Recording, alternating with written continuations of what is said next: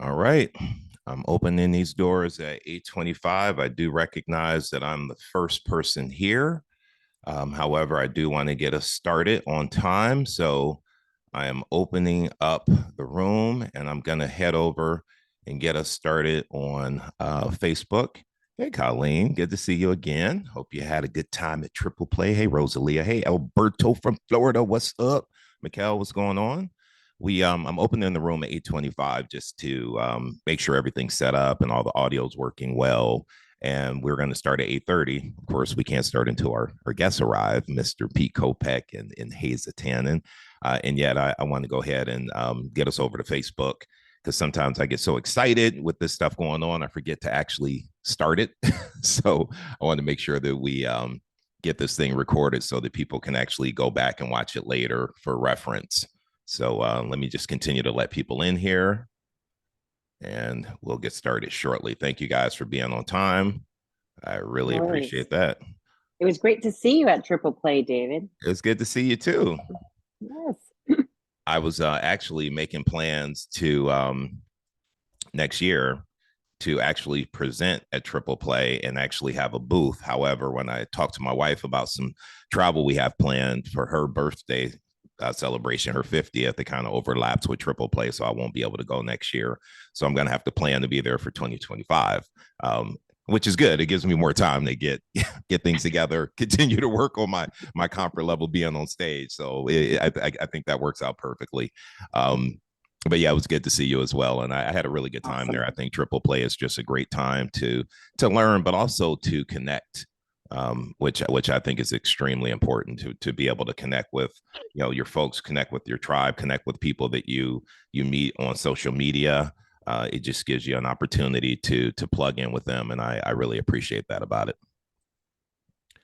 All I right. did too, especially the fire drill Yeah, and the I fire evacuation.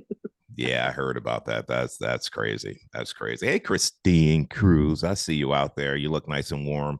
I will be joining you, except my landscape will look a little differently. I didn't do my hike on Monday because of the weather, so I'm doing it after this call.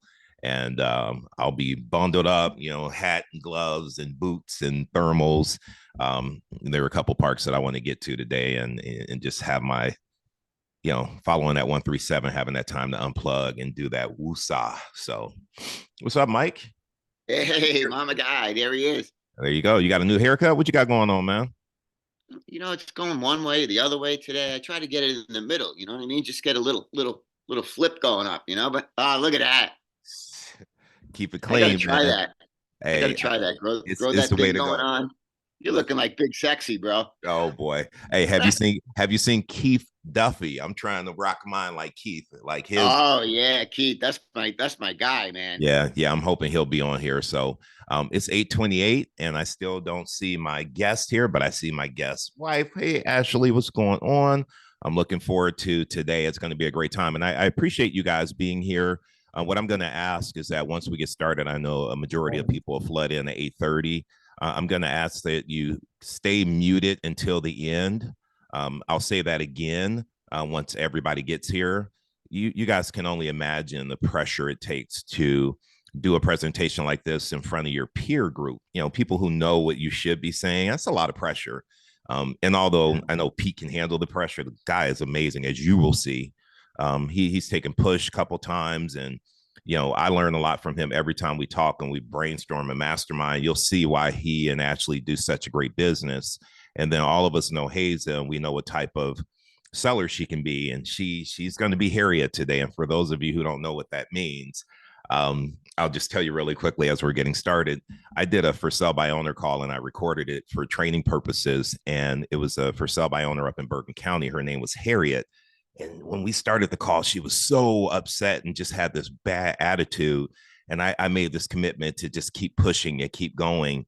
And by the end of that call, I had her agreeing to actually meet with me. So she was so difficult that when Haza did a role play and she was difficult, we were like, man, you're just like Harriet. So that name kind of stuck. And that's become like her nickname when we role play. When she's going to be on the tougher side, we call her Harriet. So I am hoping that she will join in a second here. Sometimes there's Wi-Fi issues and Let me just check my text to make sure I'm not getting any, like I'm having a hard time getting in type of text from people. Nope. Nope, nothing yet. So let's keep going. All right. So when they get here, we're going to get started. And here's what I'm going to ask you guys to do. Loranda, hey, it was good seeing you at the office the other day.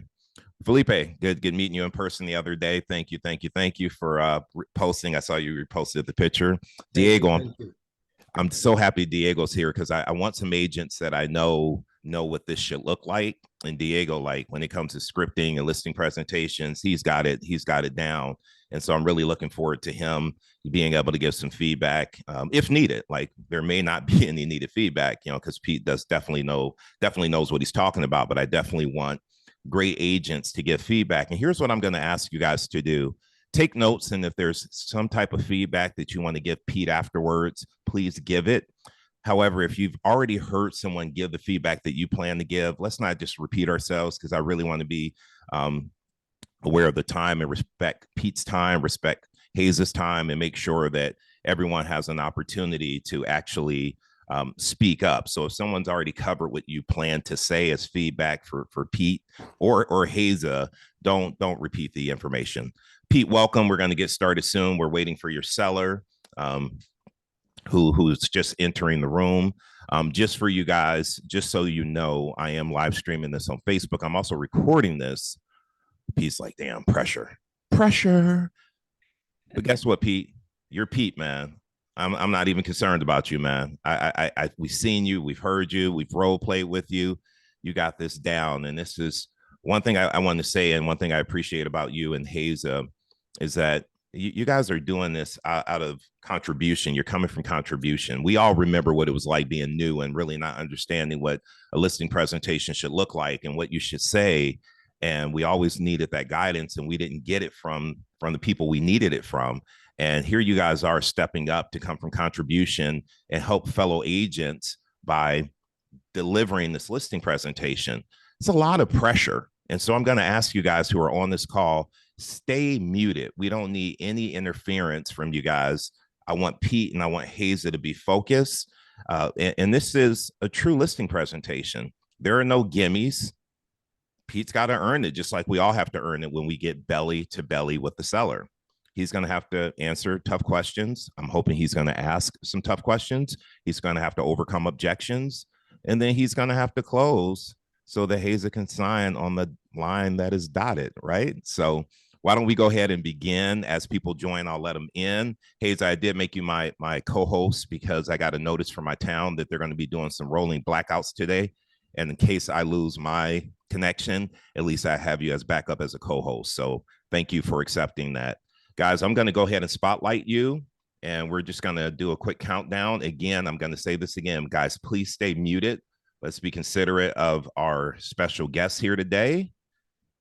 Can I add just one thing to that? Stay muted. Same thing on the chat. Like just write on a piece of paper if you're writing anything for feedback, but leave the chat alone so it doesn't throw off the people that are doing the presentation. Yeah, and I take that coming from Diego because he's done this before. He knows how that can be distracting as well. So let's really work to make sure they have a good experience. Mr. G, it was good to see you yesterday. And Wycliffe Lake, thank you for being here today. And I'm looking for great agents like yourself to give feedback to Pete. So if you have some feedback at the end, people will have an opportunity to do that. So with that being said, I'm gonna shut up. And I'm gonna hand the floor over to, is it Harriet or is it Hazel? I'm Hazel. Okay. Yeah, you're Hazel today. You're Hazel today. Hazel and Pete, thank you so much for being here. I so appreciate you guys. Thank you for giving us this learning opportunity. And I'm gonna just count it down and say 1, 2, 3. You guys go ahead and get into it. Okay, real quick. I just want you guys can hear me okay? Volume's coming through all right? Yes, sir. Okay, all right, cool. Knock, knock.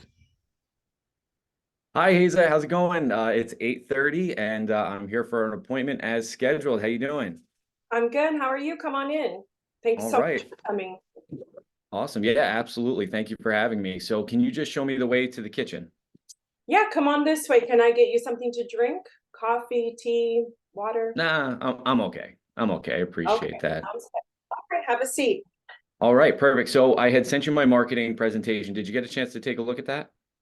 I actually did not receive it, Pete. I'm sorry. I don't know if it went to my junk mail or I did check there, but I didn't get it. No worries. Well, I always bring an extra copy with me. So here you go. This is actually Okay. it right here. So All if you right, want to thank just take a minute and look through that, what I'd love to do is I'd actually like to take a minute to walk through your home. Okay. And I'd like to do that on my own just so that I can really visualize it through the eyes of a buyer. Would that be okay? Yeah, that's fine, and I'll take a look at this. Thank you. All right, perfect. Take a look around, back. All right, Hazel. Well, no real surprises from what I thought we were seeing, so that's usually a good thing. So, so if it's all right with you, I'd like to just sit down and just kind of get started. Yeah, let's do it. Okay, perfect.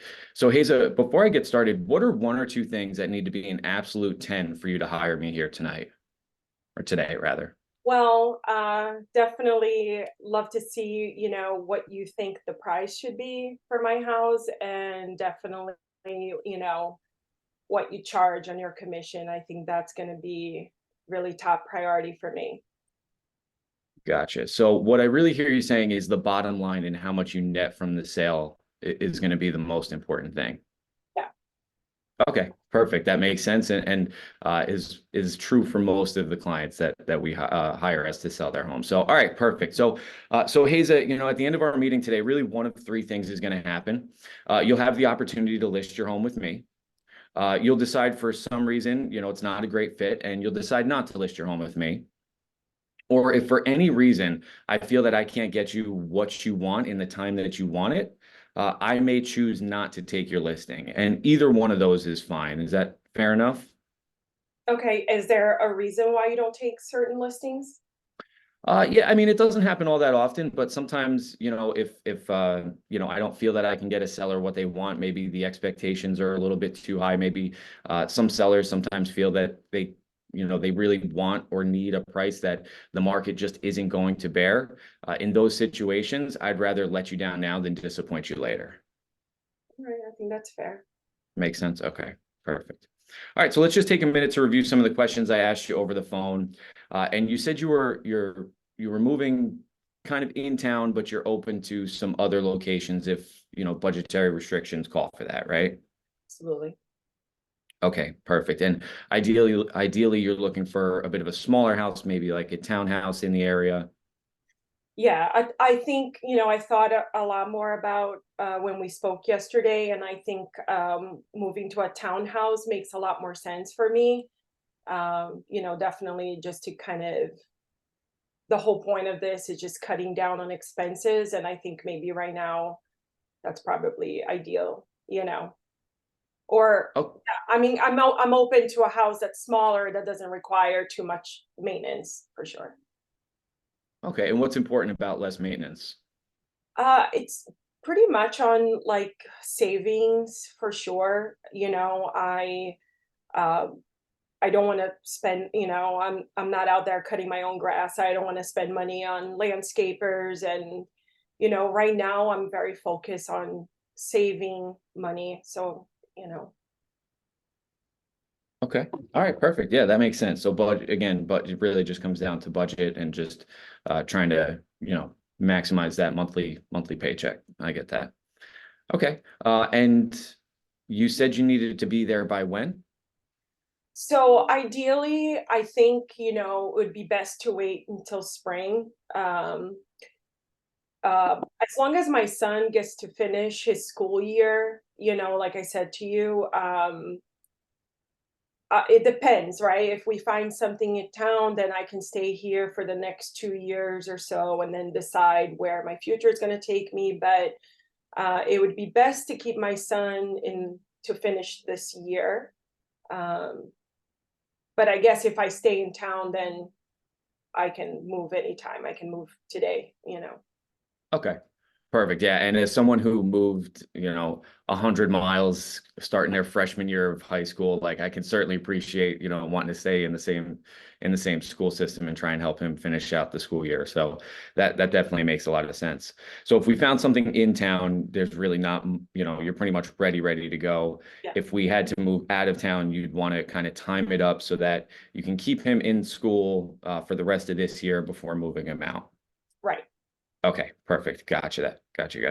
And you said you wanted to price your home at 600,000? I mean, I would like more than that, but I think, I probably would not go down less than that. Okay. Okay, fair I, enough. I would like to hear you tell me that I can get a lot more for my house. That would be ideal. So. Hazel, my goal is, I'd love to tell every seller that they can get much more than they want for the house. That would make my life a lot easier, my job a lot easier. But the reality is we don't decide what your home is worth, right? You don't decide what your home is worth. I don't decide what your home is worth. Ultimately, the market is going to tell us what makes sense, where to position your home, and what it will ultimately sell for. Does that make sense? Okay. Yeah, and I'll make sure we go through that. So really, there's two things we're going to look at today. The first one is timing. And the second one is of course price. Now we are virtual here, so I'm just gonna ask you to kind of work with me a little bit here. Actually, do here. Let me share my screen real quick, if I can.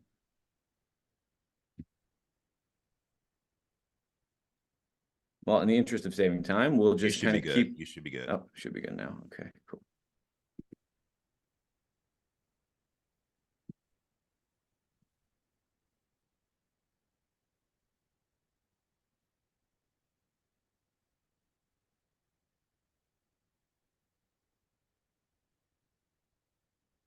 Now, don't worry about my calendar. It's pretty full, but that's always room for listing and selling homes. So no worries there. All right, so let's just take a look just over here on this side, right? So we know we've got the holidays coming up, of course. So we want to take that into consideration. But again, it's important that we go through what the realistic timeline is going to look like from the time we get your home listed to the time we get it sold, right? And are you familiar with how long it's taking homes to sell here in Bloomfield? I mean, I hear that it's pretty strong and homes are selling really fast. I have a friend who sold last year and she sold it pretty quickly. So. Yeah, for sure. So here in Bloomfield, we're seeing homes sell in about 25 days. And now when I say sell, I mean, that's about from the time they go on the market to under contract. So we're just going to walk through this exercise real quick here. So let's say today is the 15th. Everything makes sense. We're ready to rock and roll. We get listed today. We get the paperwork out of the way. So we typically take about 5 to 7 days to get all the marketing in order. That's all the print media, all the professional photography, like you had the chance to look over before, staging, all that kind of stuff, video work, and get your home on the market the right way. So for the sake of, let's see. Did you take your garbage out today? Just checking. Did I take my garbage out? I did take my garbage out today. Okay, good. I see that on your calendar. Just wanted to make sure. Yeah. Well, we got to make sure we're emptying those garbages. So, yeah, thank you for asking. I did actually get that out today. My wife reminded me this morning too. Good. So, all right. So let's say we get this, get you listed on today. We list the property today, get the paperwork today. So it takes us 5 to 7 days. We've got the holidays. So let's give it an extra, let's say 14 days to get you on the market for the 29th, right? So that puts us on the market at 12/29. Now we see homes selling anywhere, 25 days is the average. So just to be on the safe side, let's just say 30 days from the time we get your home actually on the market on the 29th, get showings, get, offers coming in, have time to negotiate the offers, get an offer accepted, and then get you under contract. So that would put us around the end of January. So let's just say January 29th. Okay. And now from the time we get the property under contract, we're seeing, closing dates can be flexible, but on average, we're probably seeing about 45 to 60 days. We can do it in 30 if we needed to, but I think in your situation, we'd probably be favoring more of a 45 to 60 day timeline. So let's just say January, February. So from January to February, we've got 30 days. February to March, we got another 30 days. So we can get you there, let's say the end of March. So now we're at March 29th. And typically I can negotiate depending on where we price it and how much activity we have on the property.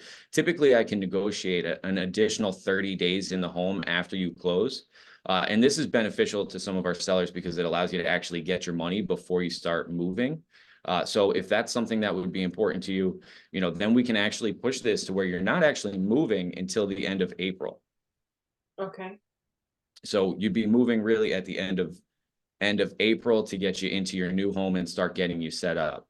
Now, listen, there's always some flexibility here. This is a rough timeline, but I think it's important to show we hear homes are selling quickly, and for a lot of us, that means that we're moving in 30 days, but that's not always the case. So how does this timeline work in with your plans?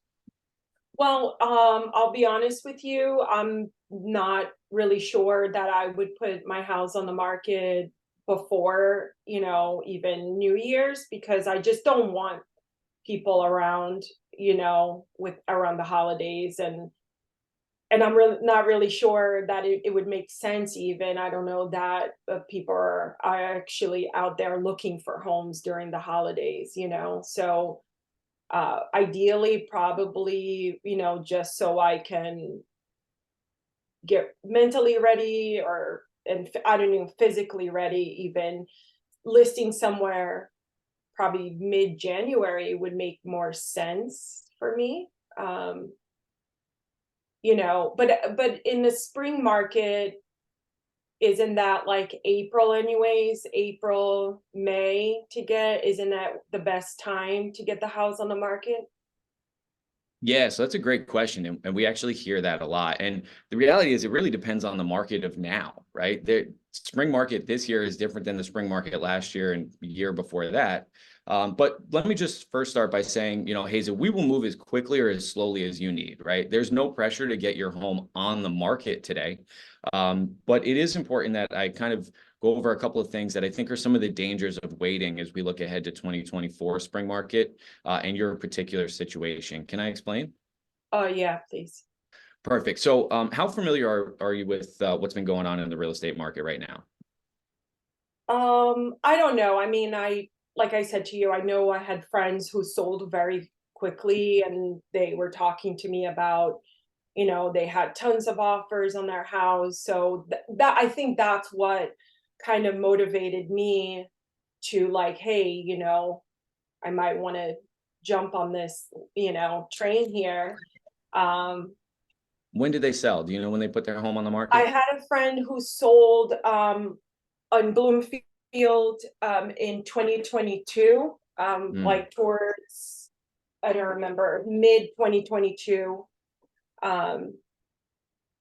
So someone sold in January of 23, so they were talking about that, like, and from what I hear, that is still the case. It hasn't changed much, but you tell me, I have no clue. Yeah, for sure. So yeah, I mean, so as a professional real estate agent, I study the market every day, right? And what we follow is our key economic indicators, right? Things such as interest rate, time on market, expired properties, active inventory, things of that nature, right? So where things haven't changed much in terms of demand, there is still a good amount of demand for homes. However, and inventory, there still remains to be historically low levels of inventory this year, which makes it a very strong seller's market. However, what we've seen over the back end, the end of 2023, is we saw interest rates rise from about 6 to 7%, all the way up as high as 8%. So what that did was put a lot of buyers who were already maybe a little bit tight at 7%, when interest rates went up to 8%, really kind of knocked them out of the market and kind of deflated some of those buyers out there who really want to buy now. And the really interesting thing is that it actually it didn't have as much of an effect on home prices as you would think. It actually just kind of leveled them out instead of the rapid appreciation that we've been seeing. So my fear, I would say the danger I fear of waiting until the spring market, especially Haza, in your particular situation when you also need to buy a home, is that as interest rates now have dropped from about 8% down to 7%, and my phone is already ringing. I'm already starting to get my buyers who wanted to take a break ready to get out there and start seeing homes. I was speaking with someone yesterday who said, I feel like if I can hit it now, I can might be able to just time it just perfectly. Now we know it's not timing the market, it's time in the market, right? That's really going to result in success. But my fear What does is this mean time in the market? What do you mean about that? well, so take Apple stock, for example, right? You could have, it's like trying to time when the dips are going to happen and when the booms are going to happen, right? So trying to time the real estate market to get the absolute lowest price with the best interest rate. I mean, it's a fool's errand, right? What really matters is the time that you own a home over the longevity of the time that you own the home, right? We've seen history show us that over the long term, real estate is one of the best investments you can make. Mm-hmm. Got it. So as it pertains to what the future could look like, and again, I can't tell the future, but where we're seeing interest rates start to drop. So those people who were prepared to buy at this price were priced out are now coming back into the market in early 2024. Now, there are some predictions out there that interest rates could drop at the end of this year, but we don't really know. We do know what's happening today, the market of now. And the market of now is telling us, again, these key indicators that inventory is still low and interest rates are coming down and buyers are coming back into the market. Now, the important thing to remember is these are the buyers who have gone through the pain over the last 6 months to a year and understand that they're almost preconditioned to not asking for things on inspections, not asking for sellers' concessions, giving sellers what they want in order to get the property going several, thousand over list price, waiving appraisal. So these are buyers who are really conditioned to the now market. The concern may be that although you do need to sell, you also need to purchase a home. And now if interest rates continue to decline going into 2024, we're going to see even more buyers come out into the market, which, yes, could be good for selling your home. However, will create more competition for you to purchase your home in the year ahead. Does that make sense? Mm-hmm. You with me so far? I know we're kind of Yes. throwing a lot of concepts here. So, No. That's cool. So yeah, that's a good explanation. I am more clear now. And so I think one of the real advantages that you have as a home buyer in the early part of 2024, especially if interest rates are going to decline, is if you can secure a property now, even with a higher interest rate, but for a lower price than when interest rates come down and it rises all these home values again, you can't do a clawback on price, but you can always refinance your interest rate. So it could actually be an opportunity for a perfect situation heading into next year. Does that make sense? Mm-hmm. And where I can understand maybe being a little uncomfortable and feeling like maybe it's moving a little too soon. Would you rather be in your next place before June or after June and maybe even early 2025 if the market shakes out to be more competitive than we anticipate? I mean, I think for me, like I said, as long as if we stay in town, I'm good to go and take advantage of that. I'm kind of playing around with some ideas with, okay, do I sell first and just pay off the next house, with the equity from this house, or do I take a loan? Because for me too, looking at the interest rate definitely gets a little bit scarier on like, okay, does that really make sense for me to now take this house and then pay more on interest rates, so I mean, yeah, I mean so I ideally if I can start saving money as quickly as possible, I'm very open to moving now and taking advantage of that. Gotcha.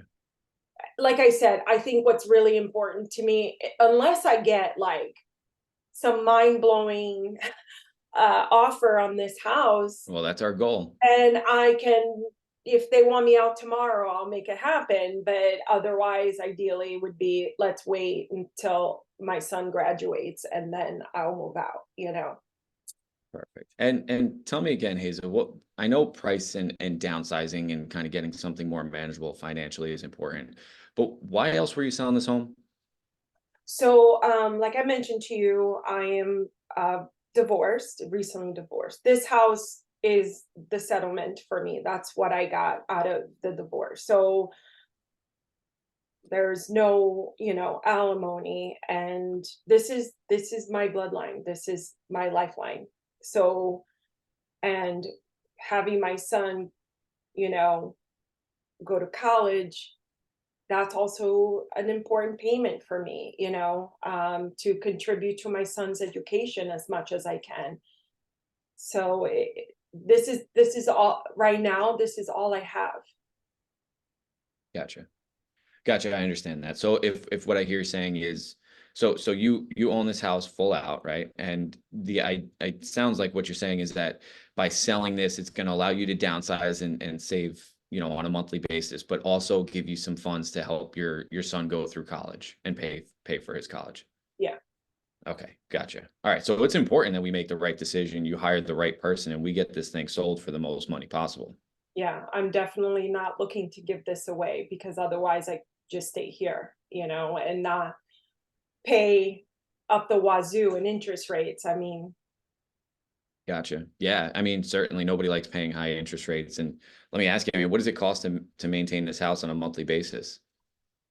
so, you know, I'm looking at Ballpark. I know we've all got, you know, like around, you know,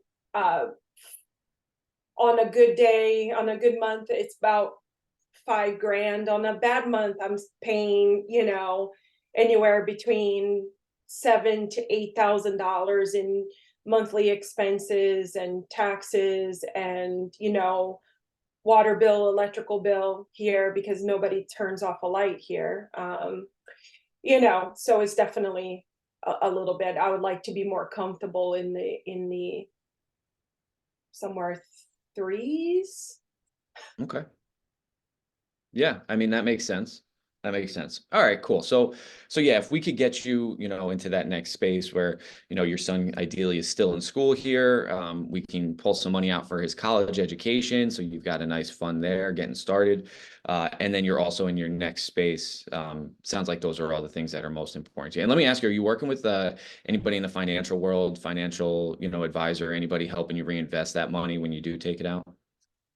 Yeah, I mean, I do have someone. Okay, good. I haven't officially hired him, but he's pretty good in guiding me in, you know, it was actually, speaking with him, he thought that would be an idea to sell my house. Good. Okay, cool. All right, perfect. And then just wanted to circle back a little bit just to finish up the timing conversation. I mean, what would be more, well, let me ask you this way. What would it look like if maybe we didn't end up making this move until the end of the year or maybe early 2025? What would that look like? I mean, what that would look like, then that's a full year, you know, of expenses. I definitely didn't want to get to, you know, right now my son is out all the time, and, you know, me being unable to like clean out snow, although lucky last year we didn't get much snow, but I'm just not like, you know, and that's what an ideal for me to be in a townhouse is, that I don't have to deal with the outside maintenance, you know, like I don't want to deal with snow. I don't want to deal with the summer cutting grass and, you know, those expenses. So I'm looking at that way. Could I wait till the end of the year? Sure. Right. I mean, but I feel like if I can just get ahead and start saving now, I think that would make more sense. But again, what do you think? You looked at my house, you know my situation. What's my house worth? Yeah, fair enough. Yeah. So we certainly want to, we're going to get into that right now. But yeah, it sounds like it makes the most sense to get your home sold this year, really get you settled by June, right? We're in agreement with that. That makes the most Yeah. sense. Yes. Okay, perfect. Fair enough. Okay. All right. So yeah, that's one thing, like I said, we're going to talk about price now. So really there's two two parts to what we call comparative market analysis, right? We take a look at the active inventory, which is what homeowners list their homes for. And then we take a look at the under contracts and solds, which is really what real estate agents list and then ultimately sell properties for, right? Okay. So the real purpose of the comparative market analysis, or what we call a CMA, is really determine the value of your home in the eyes of a buyer, right? And Hazel, do you know how buyers determine value? I guess by comparing. other- 100%. Yeah. So exactly. So they take a look at your home pretty much based on its features and benefits, right? Bedrooms, bathrooms, location, things like that. And they compare it to features and benefits of other homes in the area and homes that have recently sold also in the area. So does that make sense? Mhm. So just for like a quick example, right? Say you're going out to buy a new car and a dealership has that car listed for $50,000, right?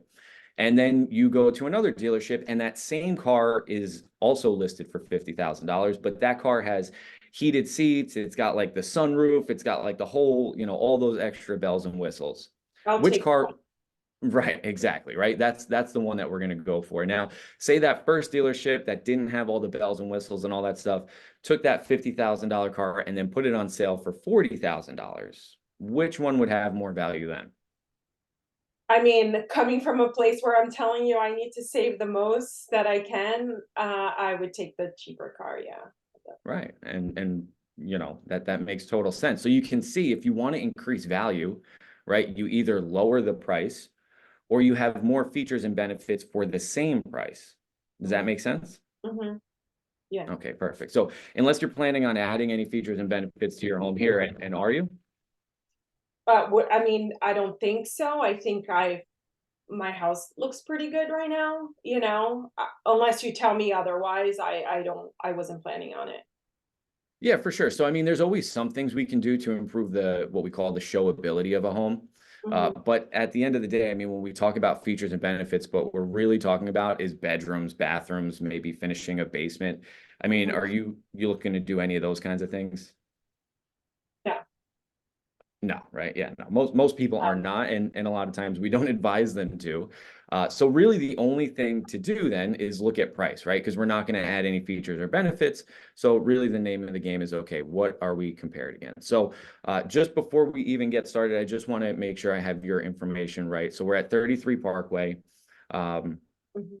We have 4 bedrooms and 1 full bathroom, right? Mhm. Okay, I have per the tax records listed at about 1,600, almost 1,700 square feet of living space, which, it looks like you added on to the porch here, which kind of gives you that extra bunch here. So that sounds about right. You have central air here, right? Yes. Okay, forced hot air as well. And then I see you've got the garage in the back. Okay, perfect. Taxes around 11,500. Does that sound about right? Yes. Okay, perfect. Just always like to make sure we're talking about the same house here before we get too far into it. So, all right, perfect. So again, comparable market analysis, what we really look at is we look at what is active on the market. We call that our competition, right? That's what other home buyers are going to go and compare your home to. Then we have our under contracts, which give us a little more information, right? Our active properties we know are our competition, but they really don't give us a ton of information because, again, that is just what a homeowner listed their home for, what a homeowner essentially wants. We don't really know what the market is telling us until we see a property go under contract. That gives us a good idea that with the features and benefits at a specific price, how quickly we more or less we can kind of anticipate it to sell. Does that make sense? Yes. Mhm. Perfect. And then our solds are a real cold, hard facts, right? They tell us when the property was listed, how much it was listed for, how quickly it sold, and then how much it sold for. Make Yeah. sense? Yes. Perfect. So this property here, this is 51 Farrendale. Now, this is really not a comparable property to your home. So don't, I'm sure when I sent this over to you, you were like, oh my gosh, he's coming in at Yes, I was $299. already internally freaking out. I was gonna fire you right now. Fair enough. I wouldn't, I could understand that. So, I just wanted to point this out. Now, this is not a true comparable. This is an old historic home that needs tons of restoration. However, it is in your neighborhood. So I just wanted you to know that I am aware of what's going on. And I just wanted to make sure we did discuss this in case it came up. Mhm. Now, when we look at Bloomfield, you know, as I'm sure you know, we've got really varying ends. So we've got the north end, which is the Brookdale section, and then we've got the south end, which is closer to Watchung Ave and a little bit closer to, you know, Newark and you know, the Oranges. Now, listen, every house is specific into itself, right? But generally speaking, we see the homes on the north end sell for a little bit more money than what we see on the south end. Would you agree with that? Does that make sense? Yes. Mhm. Perfect. So we're here, we're looking at 247 Broughton Avenue. This is a little bit closer to the north end, and it has how many bedrooms? 4, Okay, how many bathrooms? 2, Okay, and this is an active property at the moment. I'm sorry, this is under contract. Mhm. And it was listed for how much? 475, Perfect, yeah. And how many days on the market? 27. Perfect. Yep. So, and now this house, you know, as you can see from the photos, and you know, listen, I'll tell you, real estate is simple, but it ain't easy. You're never going to see us list a property, especially on a double yellow, where the double yellow is exactly in the picture. Doesn't look great for a lot of home buyers who come in. So, yes, it is on, you know, Broughton Avenue, you know, which is a little bit of a busier street. Yeah. It is a little bit smaller. It's about 1,200 square feet, but listed at 475. Did go under contract in 27 days. And I do have a note here that they did actually receive multiple offers, and they did ask for best and final offers. So any questions on this one? Have you seen this one? No, I have not, but I know where that is. So. Okay, perfect. All right, we're moving right along. We're going to go to 1620 Broad Street. This is also under contract here in Bloomfield, and also towards the north end. So this is how many bedrooms 4, and full baths 1. and 1/2 bath. Okay. Now this was originally listed at what price? 550. And then see, when we see a OLP and LP, that shows us that they ended up doing a price reduction to 525. Okay. This is 1788, so this is a little bit of a bigger home than what you have here. And how many days did it take to sell? 29. Yeah, so it took about almost 30 days to sell there. This does not have a garage, which we know yours does have a garage, so that's definitely an extra benefit. This home is, you know, it's a pretty comparable home. It's a I little just bit bigger. don't understand, why did they do a price reduction in only 29 days? I mean, I would have probably kept it. That's doesn't seem like it was on the market for that long to do a significant price change. Yeah, so I mean, when you're seeing homes sell in about, you know, 25 to 30 days, and you're going on about 2 weeks and you haven't received any offers, that's really when we start to take a look. Now, we also, you know, we see what the feedback is, right? So pretty much, you know, once you put a home on the market, you still have some, you know, some information, some research to do and see what the market is ultimately telling you, right? So within that 2 week period, you should be getting a ton of showings. And in today's market, truthfully, you should start to get offers within the first 2 weeks. Now, if if they notice that maybe the feedback they were getting was the condition, or maybe the price, or maybe even worse, you know you're really out of the ballpark if you're not even getting people coming to see the house. So they may have been in a position where they weren't getting the activity that they wanted. So they decided to reduce the price. Yeah. Does that make sense? Yeah. Okay. Okay, so 113 Chester. So this is a little bit closer again to the south end. So this has 1,481 square feet, so a little bit smaller. And this has how many bedrooms? 4, Okay, how many bathrooms? 2, 2 full baths. Listed for what price? 520. And you can see here it's sold for that same price at 520. Mm-hmm. So listed and sold for 520. How many days on the market? 51. Yeah, 51 days on the market. So yeah, again, this is another comparable property. This is a little more updated, just like more modern kinds of finishes. It looks like it was maybe even partially, renovated before they put it on the market. But listed at 520, sold at 520. And now the other thing that's worth pointing out here is this was listed in July. The real estate market, the interest rate environment, the conversation was a lot different in July than it is here, in December of 2023. So similar to what we were talking about earlier. And then last but not least, we have 22 Bird. Again, this is on the north end. This has how many bedrooms 4, and full bathrooms? 2, Okay, perfect. Listed at what price? 569,999. And you see here it's sold for 575, so a little bit over list price. Mm-hmm. How many days on the market? 23. Okay, so in 23 days, they were able to get this thing sold for just over list price by a little over, just about $5,000 here. So, and this is about just under 1,500 square feet, so it's a touch smaller. This is a pretty updated house. This is a nice looking house. It has a 2-car detached garage, and it does have a nice, pretty good sized yard here in the back. So, and that sold at 569. Yeah, So- but that I'm noticing here, I just kind of Mhm. glanced, the house doesn't even have central air, where mine does. Yeah, central air definitely is definitely a plus to some home buyers. There's some home buyers who prefer it. I think most home buyers do prefer central air, to be honest. So that definitely does, play a part in it as well. Okay. So based on these comparables that we looked at today, I mean, where do you feel we should list your home to create value in the eyes of a buyer? Well, what are your thoughts? Fair enough. Fair enough. So yeah, so I would recommend a price of 550 to get your home on the market and create the most value for home buyers to come see your home. So Hazel, will you list your home with me for that price tonight? Not at 550. I think, I know I have one less bathroom, but my house, I don't know. I would like to be at around 600. I think 550 is just gonna give me a low ball offer, and I don't feel comfortable with that at all. Okay, so you're really firm on the 600 number. Yeah.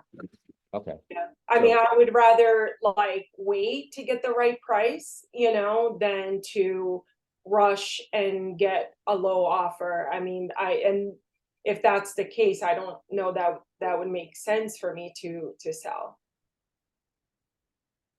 Say that again. Tell me more about that. I'm just saying, I mean, I list at 550, that's pretty low. It's not where I was thinking. And then I feel like if I list at 550, I'm gonna get an even lower offer. I would Gotcha. rather try at 600 and see, where I'm at with that. And then if that price, then like you said, the market is not receptive to that price, then we can talk. But I think 550, it's not a good place to be. Gotcha. And if we were to try your home at 600 and it ultimately ended up selling for less than 550, I mean, is that something that would make sense? I mean, no, right? That's a pretty Yeah. obvious question, I suppose. So what's the price you absolutely have to have? Well, so with that, I mean, well, then that brings me to my question, how much you charge for a commission? Because I think, if I have to take a lower price and then on top of it, obviously pay your commission, I can't Right. be at 550, somewhere at 575 would probably get me in a good position to purchase another home. Okay, 575. And you So said, if we start at 600, 605, can we do that? 605, then let's just say someone then offers me, I don't know, 590, 580, 590, then I can cover your commission and maybe be in land in where what do you think? Gotcha. So we went from 575 to 605 to 580 to 590. So Yeah, I would like help me understand what price do you absolutely have to have here? I mean, at 575 is where I'm Five. thinking, yeah. 575. Okay. And Hazel, I mean, I do think it's, you know, it's worth saying. I mean, it's important to me that we sell your home for the highest dollar amount. And there's a couple of reasons for that. One is we know that the more we sell your home for, the better chance we have of receiving referrals from you and from your family. And the higher we sell your home for, the better chance we have of doing business with your neighbors. Does that make sense? Okay. So if it's okay with you, what I'd like to do is just come up with a list of reasons why your home holds more value in the eyes of a buyer. Is that fair? Okay. Yes. Okay, so what are some reasons that you feel your home is worth more than, for example, here, this one at 22 Bird, or some of the homes that we looked at that are selling in the market today? Okay, well, I updated my bathrooms and I did some small updates to my kitchen, painted the cabinets and such. My roof is new, so, you know, only 2 years old. I mean, like I said to you on the phone, I need to kind of make up some of the expenses that I put into that house to make the house better. For you sure. know, So when did you update the bathrooms? the bathroom, I did it like about a year and a half ago. The roof was 2 years ago. The kitchen I painted over the summer. I painted the cabinets. You know, I have central air.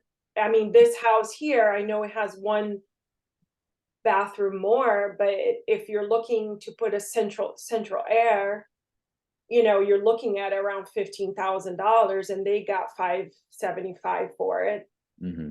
So I think that would make sense to, you know, you know, there's potential here to put a second bathroom right in the basement. So I mean, So let me ask you, Hazel, if the buyers who are coming into your home were planning to completely rip out the bathrooms and start over because they wanted a different style, do you think that the updated bathrooms would hold that additional value? I mean, if I don't know, if they don't like the tile or the color, they can change it. But my point is it's not a raggedy bathroom that they would No, have not to at all. make any changes right now, you know. I mean, anybody could come and change it around, you know. I guess ultimately, you know, I would say, how much is your commission? Because that would then determine where we would land on the price. What do you Yeah, I mean, fair enough, Hazel, and I'd love to get into that conversation. We absolutely will. However, it's extremely important that we come to an agreement on price, because if we're not in the same ballpark of price, it really doesn't matter what my commission is. It doesn't matter what I'm doing to sell homes. What matters is that we price your home in a strategically in a place where you're going to get the most offers, the best terms, and get you into the place that you need, excuse me, by June, right? So that we can get your son settled before the next school year, keep him in the same area, and get you downsized so we can start saving for his college fund. I mean, is that Okay. fair enough? I mean, we're on the same Yeah, page. of course. Yeah. So after So what you I- and I, yeah, go ahead. You can go What- first. Yeah, what I'd like to do is just kind of, have you ever seen this before, the pricing triangle? Because I think this is an important thing to consider. No, I have not. Okay. So what this shows us here is, you know, studies show us that when we price a home right in where we believe to be about fair market value, right? So this red spot here shows us fair market value. And this shows us that about 60% of the home buyers who are looking for a home just like yours, when this home hits the market in line with fair market value, about 60% of those buyers are actually going to come out and see your home in person. Does that make sense? Mhm.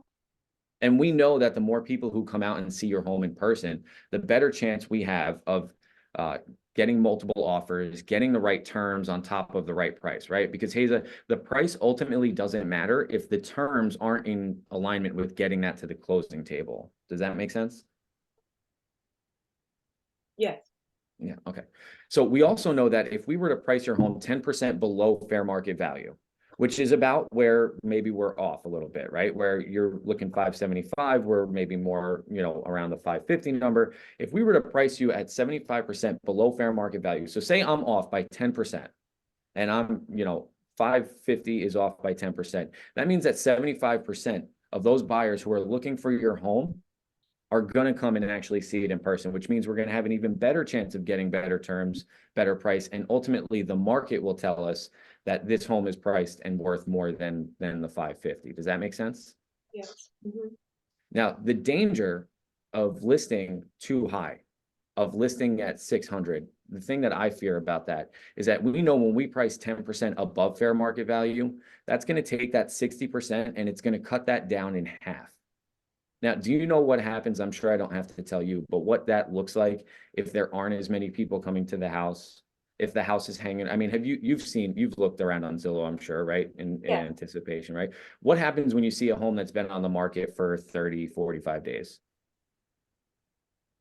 What do you think? Yeah, I'm assuming that people might think that there's something wrong with the house, or, you know. And that's the fear, Haza, right? We can always adjust price. We can overcome the pricing objection. The challenge is when people start to feel that, you know, what if there's something wrong with it? People start to build stories in their head, and that is the biggest danger, right? Days on market is the enemy to your home's value. And by listing at 600, that's my concern, is that we're going to list it too high and we're going to cut that number in half, and we're not going to have the activity that we want to see, which then ultimately means people start to wonder what's wrong with it. And we're not getting you into the next step where we can start really saving some money and get you, you know, not having to worry about the maintenance and start saving for your son's college. Does that make sense?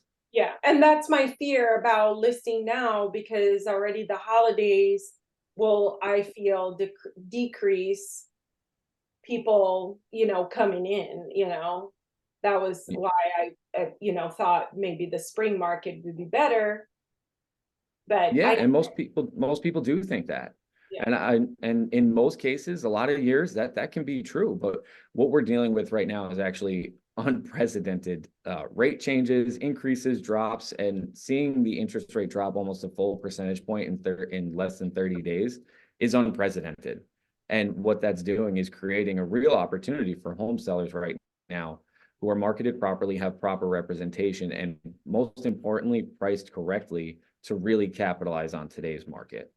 Yeah. So, Pete, after we spoke yesterday, I had mentioned to you that I was interested in speaking with another agent and getting at that, when by the time we hung out, I mean, I didn't know who I was going to go with, but I had called a friend and she recommended her realtor that sold her house back in 22. And, you know, she had Are they still in the business? Yeah, actually, I called him yesterday, and it so happened that he was able to come by yesterday. So I did end up speaking with someone else yesterday, which I'm really happy about, because I wanted to meet with you, and now I have like two perspectives.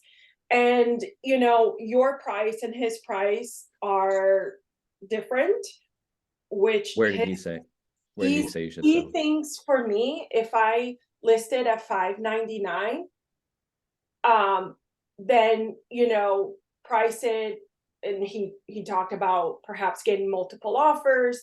So 599 sounds a lot more attractive than 550. So you know, But let me that's, ask you, Haza, I mean, for someone buying your home, which number do you think sounds more attractive? well, someone buying it, I mean, obviously 550. Right. So what do you think is ultimately, which number do you think would bring more people into your home? 550, but then I Yeah, don't want them to, again, lowball that, right, you know. right. So And if let's they just say, came in to see your house at 550 and they came to the open house and we had 20 people in here all looking at your house and all interested in it, do you think that they're more or less likely to lowball an offer on your home? I would hope not. Right. Yeah. They know that there's other people out here who are also interested in the same home. And that's what I want for you, Haza. I don't want to list your home at 600, you know, have an open house and have one or two people come in. And then you have a real opportunity for someone to lowball you and really not only just price, Haza, because you know, they can offer you 599, 600. But the comps here are telling us that this thing is going to appraise somewhere in the high fives, probably around the 575 mark. I think you're pretty spot on with that. And I believe that our best shot of getting 575 for your home is listing at 550 based on what the data is telling us, what the market is telling us. And with the decrease of interest rates, it's only going to help our chances. Okay, so let's just say I did agree to 550, right? Again, I'm not accepting 550. I just want you to, I don't want to disappoint you either. I know you said. Hazel, you don't have to, my expectation, would not be for you to accept an offer that does not make sense for you. That's not what we're here. We're in this together again, and my goal for you, for you and for me is to get this home sold for the most money possible. Right, which then now brings me to my question of what your commission would be, Fair enough. So let me ask you, I mean, if my commission made sense, everything made sense, would you list your home with me for 550 today? Yeah, I mean, I like you. The other guy, I felt a little bit, I don't know, there was a cockiness to him that I really like you, and you're explaining things a lot more clear for me to understand. So I do feel comfortable with you. Again, ultimately is who's gonna sell my house for the most and not charge me so much commission. And not that I feel like, you don't deserve to get paid, for your services. But for me, like, this is all I have, and I get that. Yeah. And you got to get every penny out. So, I mean, let me ask you, I mean, what are you looking for? Are you looking to hire the cheapest agent? Or are you looking to hire the best agent? No, I mean, I'm looking to hire the most sense and reasonable agent. The best agent who's going to get you the most money in your pocket. Am I right? And and he sold my friend's house. So, there she vouched for him, and what he, was able to get for her house. And her house is a little bit better than mine, as far as, like, she actually has less bedrooms than mine, but her house is a lot more updated, and she sold it for 663. So that's why. Was that in the Brookdale section? I think I know which house that was. That was over by the park, right? Yeah, 16 Eaton Place. Yeah. I mean, those are, those are completely, unfortunately, with Brookdale Park being right there on the border of Montclair, it's a totally different world. Right. Yeah. So, all right. So we're pretty much in agreement. We're in the ballpark. Sounds like we can pretty much come to an agreement on price. It's just got to make sense. So let me ask you, I mean, when we talk about commission, what's more important, the price that you pay in commission or how much you net from the sale? Well, not necessarily, as long as I stay within that 575 area, then I guess it doesn't really matter, right? As long as Right, it matters what you net from the sale. So let's take a look at what these numbers could look like, right? But then if I can net more, because you can charge me a less commission, I'm just throwing it out there. Yeah, I mean, if I charge you less and it meant your home was going to sell for less, would that work for you? Wait, say that one more time. So if I charge you less commission, but your home sold for less, would that work for you? No. Right. So commission is less important than what your home sells for and what you actually net from the sale. Am I right? Yeah. All right. So let's take a look at this. So let's say we listed at 550. That's absolute worst case. And we actually get an offer in at 550. And now you said you don't owe anything on the home, correct? Right. Any other debt that you're looking to pay off with the proceeds from this sale? I don't know, another home equity line of credit, second mortgage, anything like that? No, I mean, I would like to, again, I think a lot of this money would go to my next home, purchasing it outright, I need to put a significant, deposit on my son's college education. So, Okay, but no debts or anything that would have to No. come out prior to, okay, perfect. So let's say 550, with both the listing commission and buyer's agency commission, with what you're paying out to the state of New Jersey, because of course they got to get a piece. Recording fees are usually pretty minimal. They might have gone up a little more than $7,500. Average for an attorney, what you're paying is about $1,500. If you wanted to add a home warranty, I don't build that in. It's not really something we do a lot of, especially in a home like yours, which is pretty, is nice and pretty clean. I always include buyer closing costs. So this would be if maybe there was something that was found during a home inspection. About on average, I usually see around 2,500 that we come to negotiate, where, you know, if it covers a hot water heater or something along those lines. But nothing as far as paying off an existing mortgage, because you don't have any. So all said and done, your estimated expenses for closing at 550 would bring you walking away with about $507,425. How would Wow. that work for you? Ugly. What you Ugly. already there, ugly. So Yeah. we've got ugly there. So at about 575, all said and done, you're looking at about 530 walking away, 530. And then in a perfect world, absolute perfect world, selling at 600,000, you're walking away with about 553. So in a more reasonable world around this 575 sale price, you're looking at about a $530,000 walking away with. How does that number look for you? So your broker fee is on there too. Oh yeah, yep. So we've What's got, the percent? I'm sorry, math is not my forte. What's the percentage there? so that's at 6%. We pay out 2.5% to the buy side, because we want to attract a quality agent. And then 3.5% is what we use to list your home and get it the best marketing. This is all our top listing package. 6%. Correct. That's a lot. That's a lot, Pete. I'm sorry. That's 6%. So I was able to work out a different commission with Jonathan, and he's actually kind of made it two-sided. Tell me more. What do you mean by two-sided? Meaning if he sells my house himself and brings the buyer, he's charging me 4%. And if another agent brings in the buyer, then I'm paying out 4.5%. Wow, 4.5% total commission. Yes. So then, yeah. So And you said that's his name is Jonathan? Jonathan Green. Mm. He's the one that sold my friend's house. Mm. Yeah, that's interesting. And honestly, it sounds like Jonathan knows what he's worth. But Haza, I know what I'm worth, and I know what your home is worth, and I'm going to do everything I can to get you every penny out of this home. And yesterday you said the commission is negotiable, so 6%. Well, commission in the state of New Jersey is negotiable, yes. Oh, so yours is not? Not really. Is there anything aside from commission that would stop you from listing your home for 550 with me today?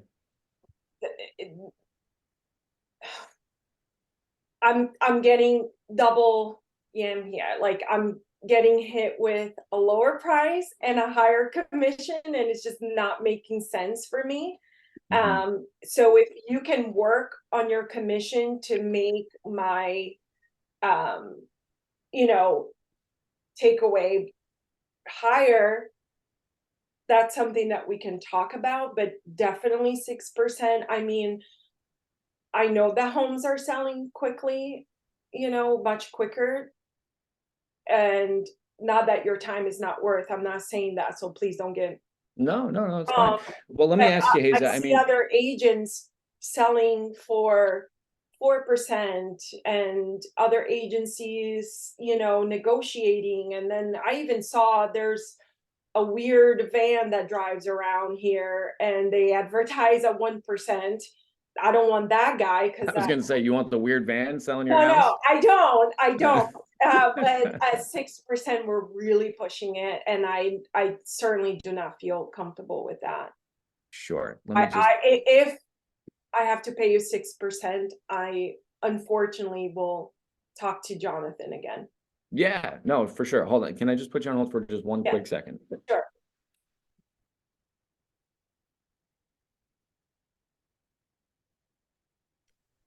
Good job.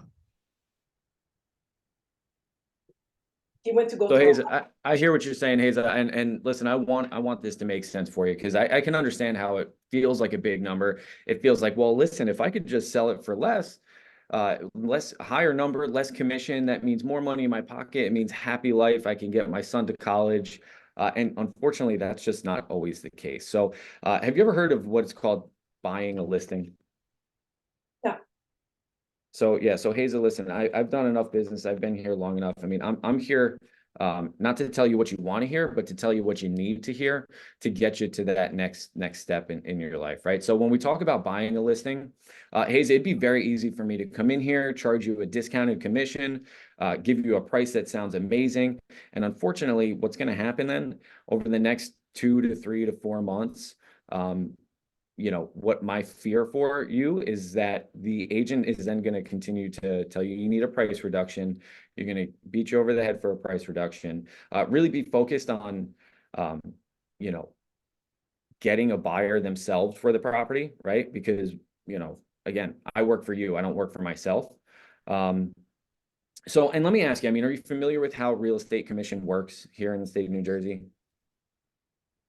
I mean, he explained yesterday in a sense where, you know, needing to buy, to pay out a buyer's agent, you know, and that's why he worked out that price, you know, if he brought his own clients, which he felt very confident, that he also had, you know, buyers in his, that were looking. I know you mentioned that your phone is ringing, so could you get those buyers to show, you know, show my house to them? And so then now you have double side of the commission. I would think that's something that you would, you know, be incentivized by, you know, bringing your own clients and selling this house to them.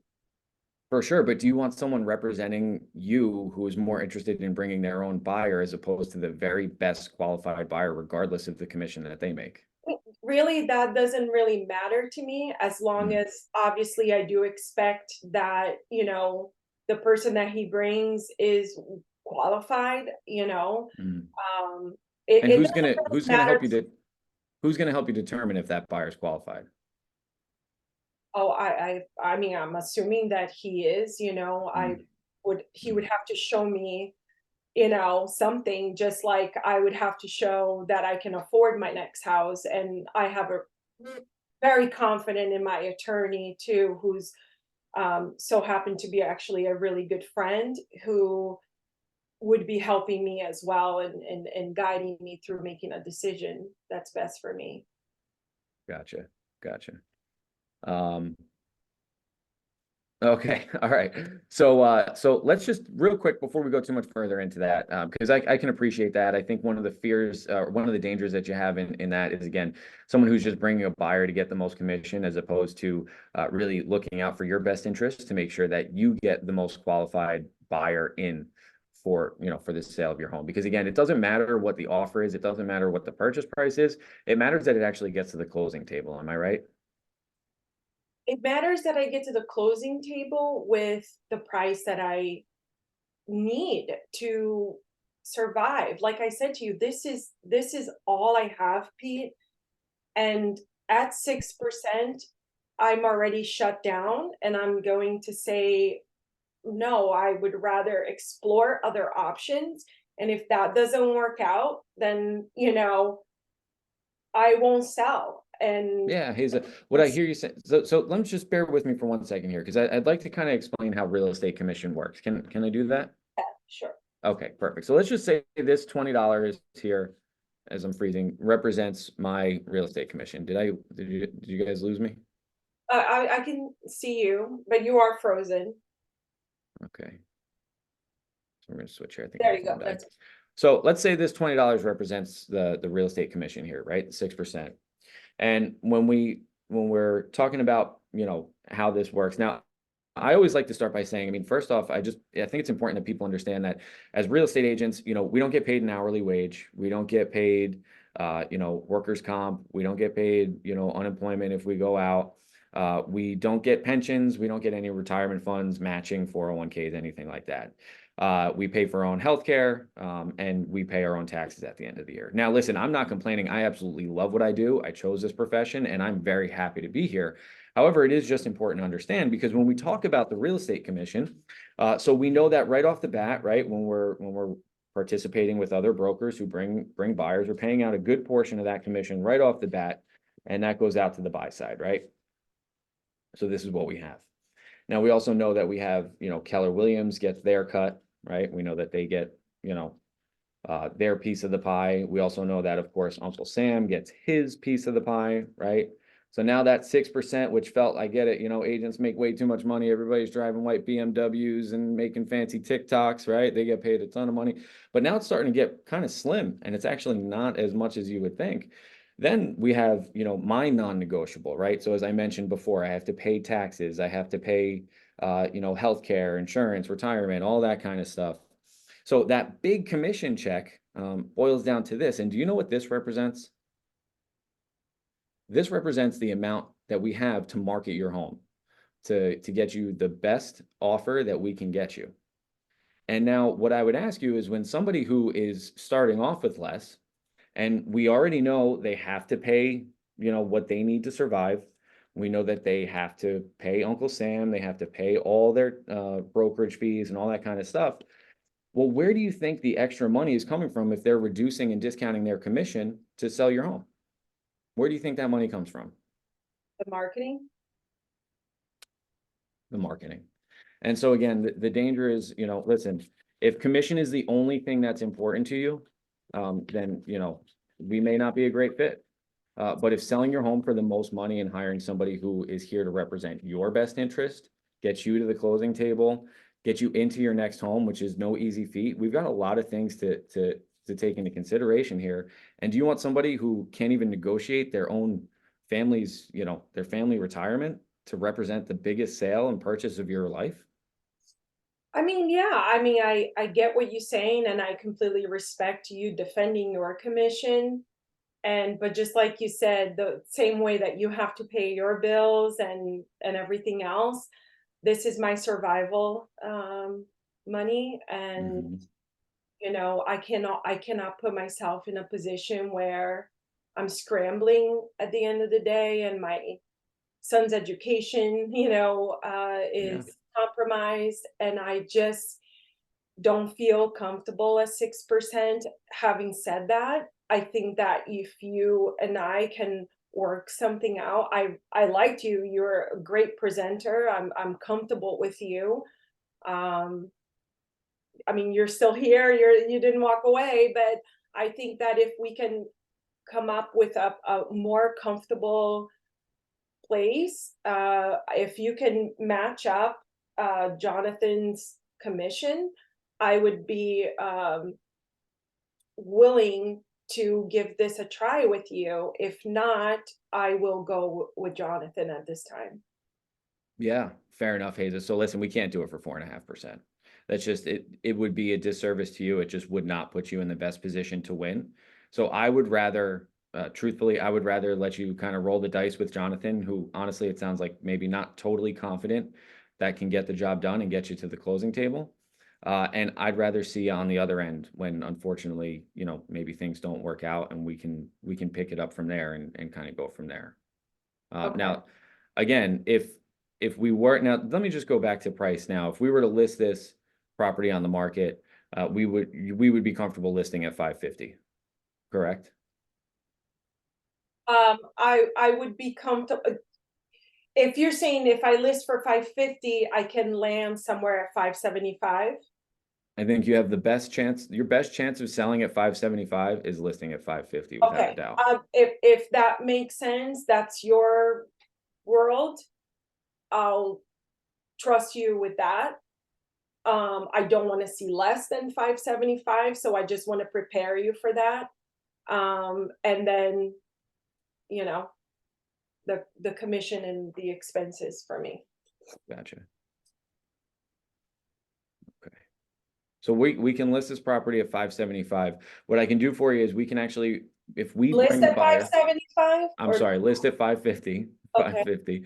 Okay. And what we can do is if we bring the buyer, we can do a reduced commission to 5.5%. Would that work for you? Okay. We can do, if you can match up Jonathan's commission 4.5%, Yeah. because I know you were saying, you know, you had made a comment that he didn't seem, you know, maybe he's not confident. I think he was even a little bit cocky, like I said to you, about how much he can get me, and he suggested 599.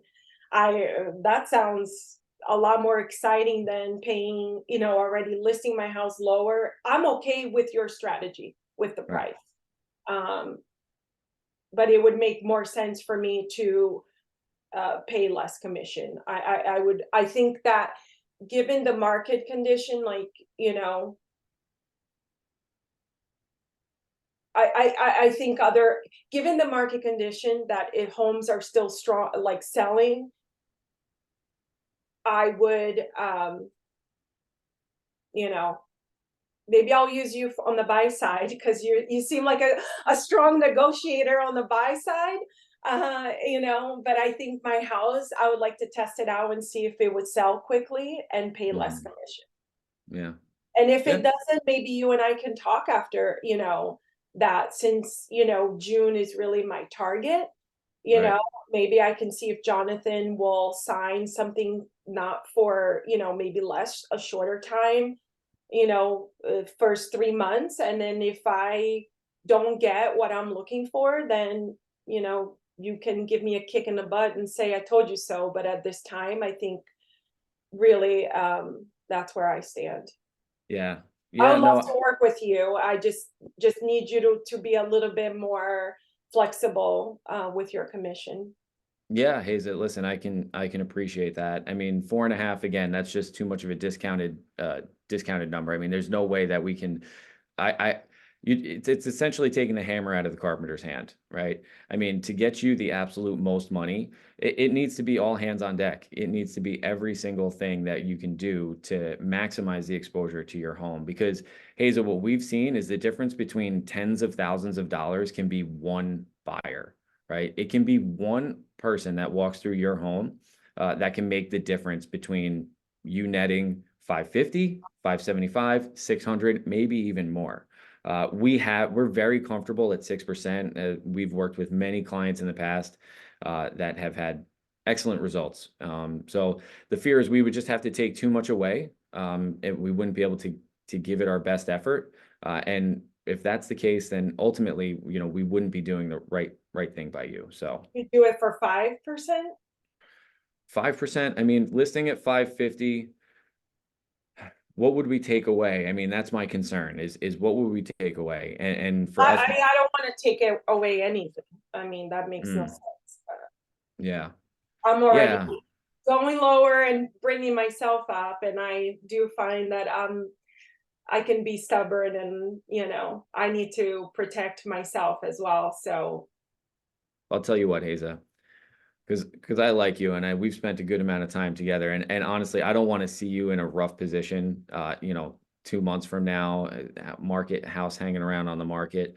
What we can do is we can list it for 5.5%. And if we bring the buyer, you need to go down. well, if we bring the buyer, we can do it for 5%. Does that work? I would do 5% flat.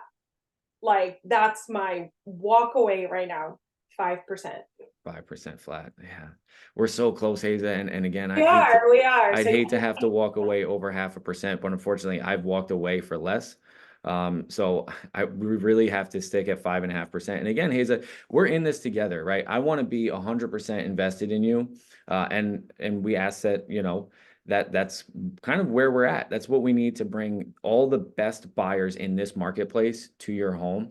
And to get you the absolute best. But again, it's not even just that, right? We want to make sure that we're advising you. We want to make sure that we're lining you up every step of the way to succeed, because we live by the rule that it's a win-win or no deal, right? It's not about us in this industry, right? We work by referral, and there's a difference between transactional discount brokers and referral agents. And can I explain a little bit about what that is and why that matters to you? So transactional agents are just coming in. They're just trying to crank out deals. They're trying to sign listings. They're going to tell you whatever price they need to at whatever commission they need to get your business, right? And I'm not saying that's what Jonathan is. I don't know that I know him, but I know that unfortunately that is something that happens in this business. Relationship brokers, like we call ourselves, relational agents, are agents who work mostly by referral.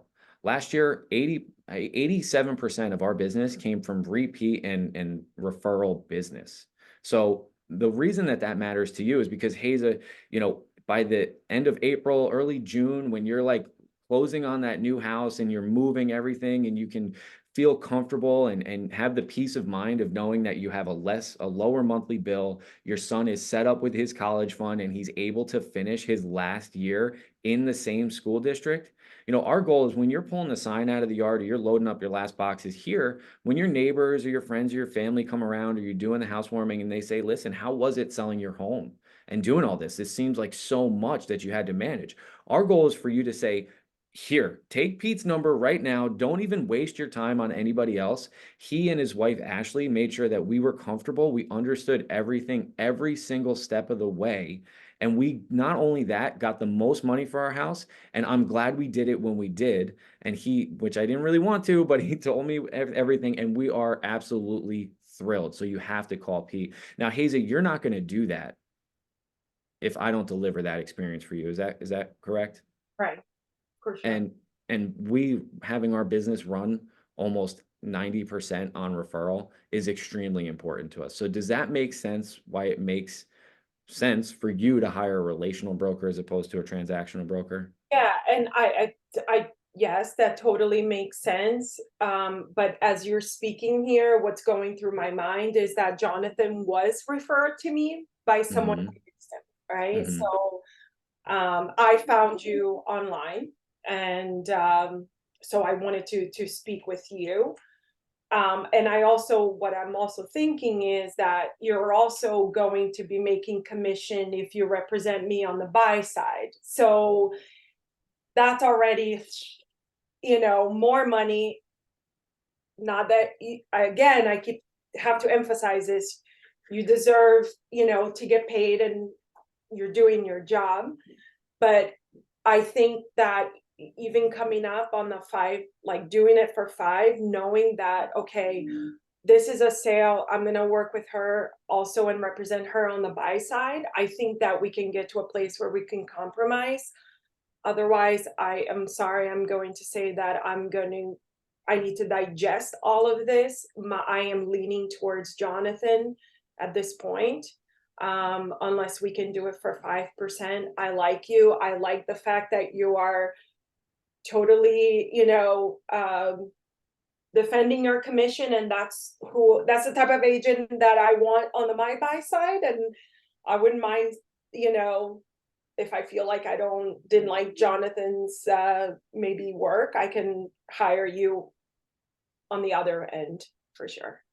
Gotcha. If Gotcha. you want to work with me after all of this. Yeah, listen, I do this every single day. I'm a professional. I don't take this stuff personally. And if you feel that Jonathan is going to give you the absolute best opportunity to get your home sold for the most money, then you have to do what you feel is right.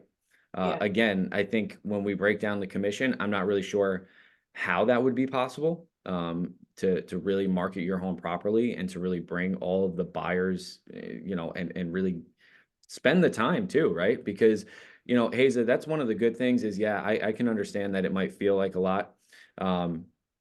However, because we have the proper amount, we are able to dedicate the certain time that it takes, right? I'm never going to rush you off the phone. I'm never going to be moving on to the next appointment because I'm making pennies on the dollar, and I'm not really getting what my true value is. So if it's important to you to just hire someone who's the absolute cheapest, then Jonathan sounds like your go-to. If you're looking for somebody who cares and is going to take the time and cares about what your experience looks like, then we still feel very comfortable and confident that we are the right person at 5.5%, which again, I don't do this a lot. I if you call me in 2 months after it doesn't sell, I can't promise you that we're right back at 5.5%, right? I mean, we've got some other challenges to overcome. And I mean, what does it look like if you do put your home on the market and it hangs around for 2 months, or Jonathan brings his own buyer and it just doesn't pan out and it's just a bad experience? I mean, how's that going to feel? I mean, yeah, it sucks because nobody wants to start over, but I think that is a risk that I would need to take. And I think what I have right now is I can afford these extra months because, you know, June is my time. So I'm gonna talk to Jonathan, see if he can do a listing for 2 months just to try it out.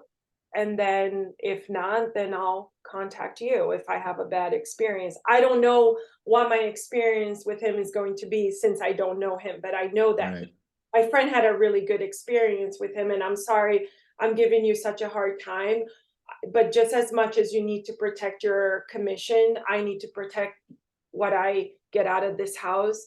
And, you know, I'm alone right now, and not that I'm looking for pity or anything, but as a single mom, and this is the only nest that I have to protect it. And I have to be, you know, I feel like I already compromised on the price, and I feel like I just need you to compromise on your commission. And I get it if you need to walk away, but I'm gonna stand strong on this. I think that you and I can work together. I'm interested in working with you. I will do it for 5%. And I would like you to represent me on the buy side for sure. Gotcha. And Hayes, I know you had said compromise on the price, but if we ended up getting you 600, would it still feel like a compromise? No, I would be doing, you know, I'll buy you, what's your favorite drink? Just water is I'll fine take for you me. and Ashley out to dinner. So Fair enough.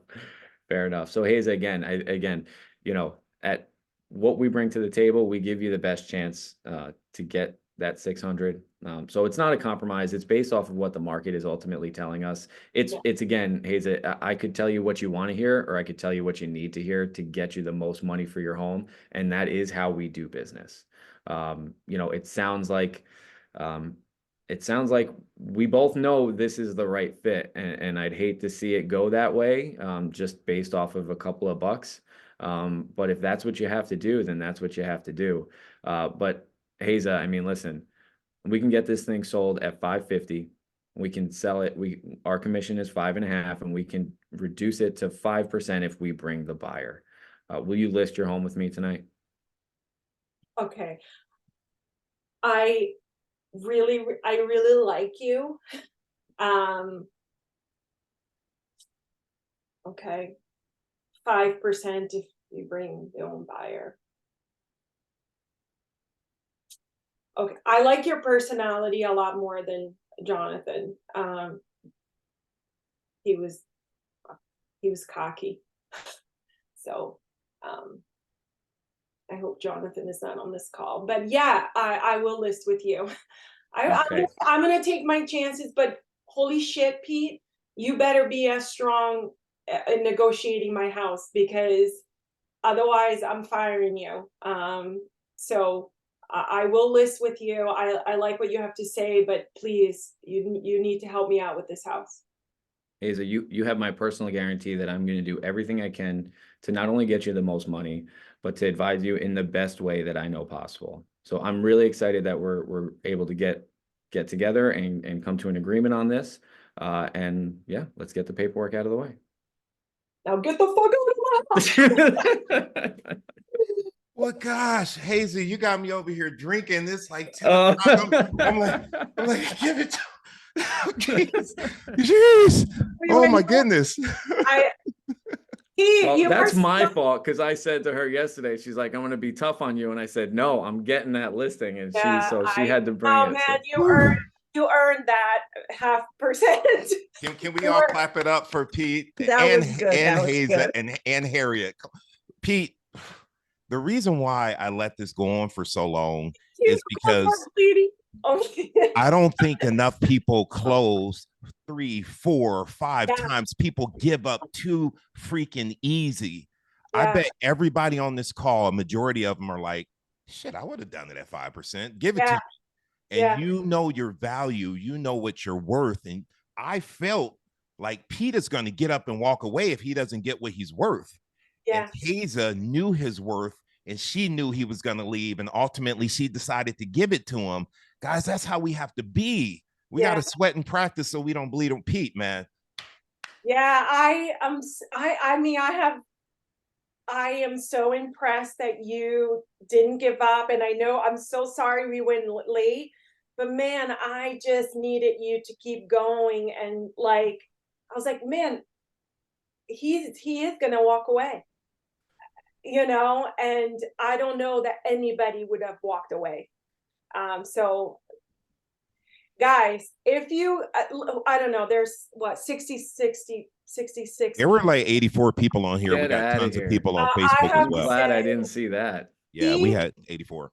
Pete is by far the best role play partner I have ever had. He would, you know, make me stop, say it again, let's try this. And I am so impressed by you. You're 100% can sell my house. So Thanks, guys. Yeah. You know, one thing I just want to throw out there real quick, just for anybody who's listening, because I feel like I get this quite a bit sometimes. It's like, oh, you know, you're a natural. And I just want everybody to know that, like, and you can ask Ashley, I don't know if she's still on this call, but like last night yesterday I was stressing as if I was going on an actual listing appointment. Like I was pulling comps, I was frustrated. I had my scripts in front of me. I had so I think it's important just to note that like, this didn't happen overnight. Like I took DRAD's push class, I think 2 or 3 times. I've, you know, it's a journey. I've been working on this for 8 years on and off. So anybody can do this. Anybody can do this. It's a matter of knowing your value, knowing the scripts, and not scripts word for word necessarily. You have to learn them word for word initially, but it's about understanding the concepts. Once you understand the concepts, you can turn them into your own. But Haza, thank you so much for those kind words, that tough role play, because guess what, guys, this is going to be the hardest thing I do all day. Yeah. Maybe That's all right. week. That's right. This is probably going to be the hardest listing appointment I go on all year. yeah, see, when you got up and you walked away for a minute, I Yeah. said, he went to go throw up. So I loved it. I mean, that was great. And guys, there was so many objection handlers here. If you guys weren't taking notes, I mean, and I love the net sheet. I mean, I love that you did that, and Yep. you gave me 3 scenarios that I was able to look at it. You know, you're well prepared. So great This was amazing, and I want to make sure I'm being respectful, Haza, to your time, and Pete, to your time. Do you have a few minutes if people have questions or want to give feedback? Yeah. All right. Yeah, and I would also love to hear, you know, guys, if you think there's something I can do better, like I'm a student of this game, this is our profession. Please, I want to know. I appreciate the compliments and things that you took away. I also want to hear that because it helps me help other people when I have these conversations. But please, if there's room where you notice I would have done it differently, or you stumbled on this or whatever, please be honest, be fair, and let me know. Okay, so I got Ashley, and then I have Diego. Again, I want to say thank you guys, but go ahead, Ashley, you're up. Oh my God. Oh my God. That was so good. That was so good, Pete. Because I'd have fought. I'd have been like, bitch, you don't know what you're talking about. Excuse my language. It's early. But I was getting so like, I was like sweating over here for you. Like, oh my gosh, Haza. Like, I was in the hot seat. I was like, why is my heart racing? But that was so good. What I loved from the very beginning is I took notes, is that you internalized the script. You can tell you internalized the script. You can tell that you weren't going word for word as I do, right? But you weren't going word for word. You were kind of jumping around, but you were hitting every part of it. And I loved it. And when you started saying for example, exactly when you said, for example, and went over the card explanation, I was like, let's go, Pete. And I love that you put in the timing. I love that. I love that you broke down, like, let's really talk about the time. If you want to be out of here by June, we got to really know what's going on and how long it would take for your home to actually get on the market, get under contract, and get sold. That was brilliant. I love that you isolated too. You were like, okay, so now that we're good for January to get you sold by June, let's move on, right? And then you moved on to pricing. I thought that was brilliant. And then I love that when you went through the comps, that you pulled up her house first and went through her house with her. Like, this is your house, because a lot of people don't know exactly what their square footage is for real, and what it looks like from the MLS side, right? I thought that was brilliant. I also love that you showed like the active competition and what they were doing wrong from the beginning, right? 30 days, they dropped their price. I love that. After that, I loved how you explained the triangle. I thought that was cool too. I think you could have went more into how an auction works, right? Like, you could have asked her, hey, you know, a little bit more about that. I would have loved to hear more examples, like parables almost, to bring her into the conversation. But I thought you did the pricing very, very well. The only thing for the commission, I think you were brilliant. The only thing I wish you would have done was explain to her what 1.5% really is in dollar amounts, because I love that you pulled out that net sheet, and I'm going to take your net sheet and copy it because that was brilliant. But if you would have said, hey, 1.5% for a house like this is, we're talking about $9,000 to $11,000. Would you want to make $30,000 less to save $9,000? You know, like, if you would have broke it down into actual like numbers, I think it would have brought it home to her faster. But other than that, yo. Ashley, really good feedback. And Pete, you know what they say, amateurs practice till they get it right. Professionals practice till they can't get it wrong. You can't get it wrong, man. You were on fire. Diego, you're up. Good job, Pete. Really, really great. Thank you, Haza, for being tough on especially the commission part.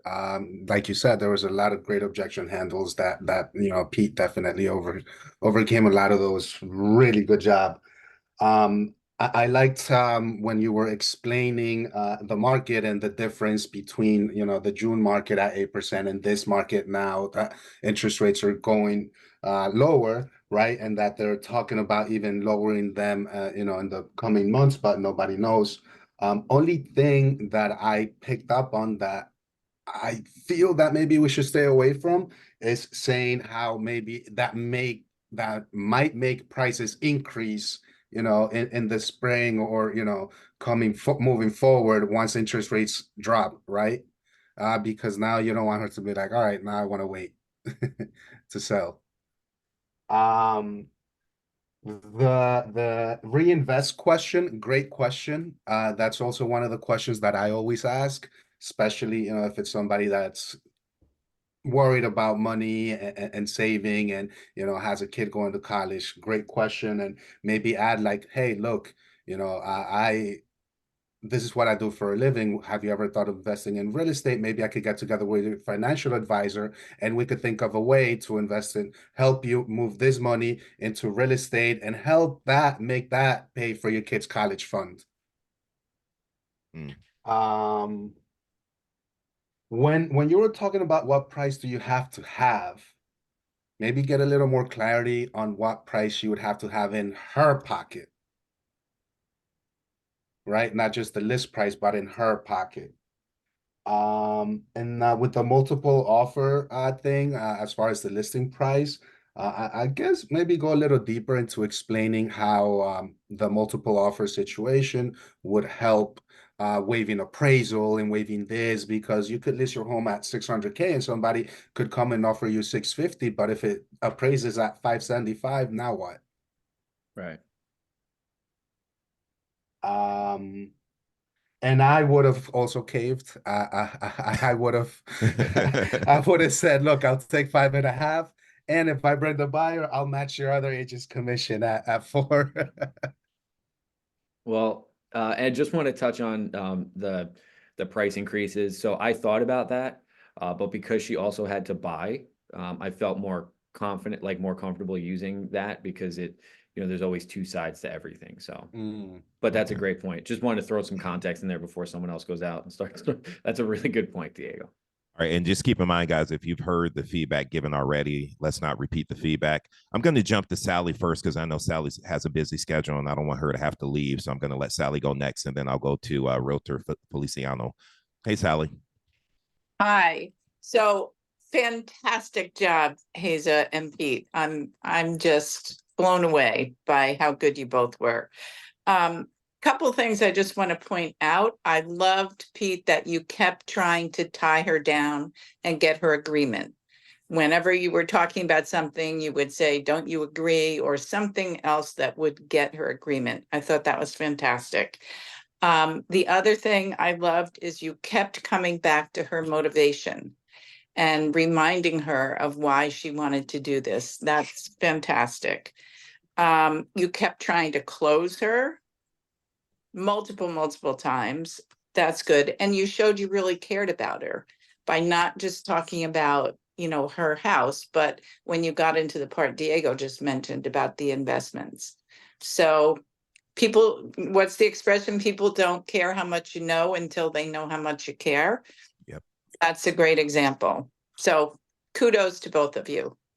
Thank you, Sally. Thank you, Sally. Realtor Feliciano, you're up. Good morning, everybody. Good rolls, Peter and the other girl, Raisa. Raisa. And Diego, Harriet. I like, yes. Diego, you did a good explanation, and Sally about one of my points that I wanted to do, but let's go to the dictionary of you narrow her down to the point that she couldn't get upset and walk away. What happened if she walk away for the deal? Say, no, I'm not gonna move. This is my situation, blah, blah, blah. What would you done after she hang up? Do you give her another call, trying to win her back? Or what would be your point to trying to get that deal back to? So D-Rad says it all the time, we generate so we don't have to tolerate, right? And I think when you have a strong pipeline, when you're continually coming from a place of abundance and you genuinely believe in your heart that you're going to do a better job and you deserve your full commission, you are prepared to walk away if it doesn't make sense. Now, am I going to walk away over 0.5%? I mean, maybe I have. You know, I've stayed strong on my commission. I'll tell you one thing, I'm not doing it for 4.5%. I'm not doing it for 4%. It all has to make sense. We certainly had some limited time on how I would have liked to get into a little bit more of like the buy on the other side versus, because a lot of times, you know, we can get thrown that. And what I was prepared to say to her was, okay, fair enough. We know a lot of things can change. Are you prepared to pay my buyer commission in advance? And the answer would have been no. Because what happens, you list the property and then what? They find something else through off market, or they end up just renting. You can't base one decision off of another. So I think that's important to keep in mind too. But yeah, I mean, I think at the end of the day, yeah, if it didn't make sense, if she wanted to list the property at 600,000, which was 50,000 over list price for it, no, I'm not taking that listing. You generate every single day so that you don't have to tolerate, because there's nothing good that's going to come from overlisting a property for a discounted commission. Pete, I'm so glad you said that, and I hope you guys heard them. We lead generate every day so we don't have to tolerate. Keep that pipeline filled. Mr. Richard, you're up. Oh, thank you for the opportunity to speak. That's just what I was going to touch on, is not operating out of a place of scarcity to where you feel like you have to take every single listing or every single buyer that comes across your path, especially when you know it's going to be a waste of your time and a waste of their time and resources. Another thing I want to touch on, Pete, man, was I like how when you were handling the objections, you weren't talking at her. You were asking her questions to get her to self-discover those truths and those answers for herself. That way, it wasn't a push and pull. It was more of like, hey, I'm going to put the ball in your court and let you self-discover those answers. Another thing that I kind of thought was maybe something I would have done a little bit differently was the calendar. When you pull the calendar up and it had a bunch of stuff on it, I think it kind of detracts away from the overall goal and the intention of the listing presentation, because she kind of got off topic talking about trash and a whole bunch of other things. And you know, when you work with some clients, man, they're like chatterboxes and they just start talking and they get way off field and go left, you know. But overall, I think it was really great. I got a lot of golden nuggets out of this. And yeah, this is like my second time on this call, so I'll definitely be back. Yeah. Thanks for being here. I really appreciate it. Go ahead. I Hazel. really felt that Pete was very passionate about what he does. Yes. I kept saying, and I meant when I said, I hope Jonathan is a real agent. I hope he's not on the call, but I kept saying, he was a little cocky and I didn't like that. And I really felt like, man, he's really passionate about really defending his commission. You know, maybe that's someone I want on my side on the other end. You know, I really felt like that was important for me to, man, like I want that person to be representing me on the other side, you know, when I'm about to buy something. Love that.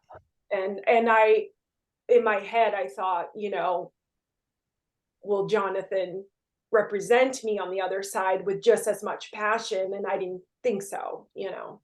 Yeah, Well, Jonathan, I didn't even talk to him. Hey guys, throw a yes in the chat if you want to see more of these role plays. Diego, you're up. I'm gonna give you the final word before I make a quick announcement. No, I just wanted to add your tonality, Pete. Good freaking job, man, with your tonality and the way you explain things. And you know, it's not too fast, it's not too slow. Great job. Yeah,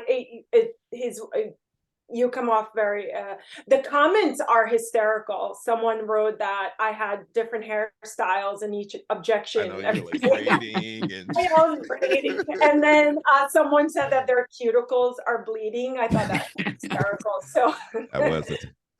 Hey, so I appreciate you, Pete and Hayes. I'm going to take you guys out to lunch and really thank you for this. But it's so amazing. You know, I started Push like a little over 4 years ago. And Hayes, I know you've been through Push, 8 or 9 times, Pete 2 or 3 times. And it really shows. And you guys you have internalized this process. And I'm super proud of you guys.